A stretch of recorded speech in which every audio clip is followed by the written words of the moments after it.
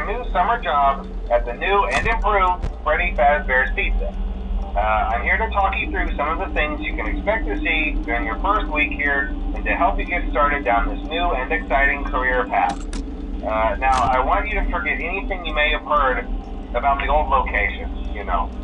Some people still have a somewhat negative impression of the company. That old restaurant was kind of left to rot for quite a while, but I want to reassure you, Fazbear Entertainment is committed to family fun and above all, safety. They've spent a small fortune on these new animatronics. Facial recognition, advanced mobility, they even let them walk around during the day. Isn't that neat? But most importantly, they're all tied into some kind of criminal database so they can detect a predator a mile away. Heck, we should be paying them to guard you. Now that being said, no new system is without its kinks. You're only the second guard to work at that location. The first guy finished his week but complained about conditions. We switched him over to the day shift. So, hey, lucky you, right? Mainly he expressed concern that certain characters seem to move around at night and even attempted to get into his office.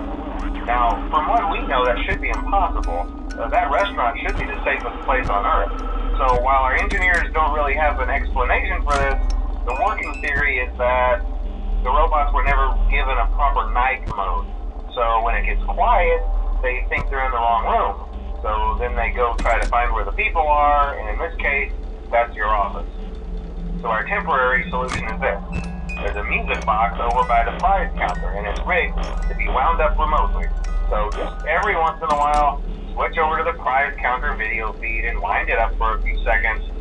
It doesn't seem to affect all of the animatronics, but it does affect one of them. And as for the rest of them, we have an even easier solution. You see, there may be a minor glitch in the system, something about robots seeing you as an endoskeleton without a costume on and wanting to stuff you into a suit.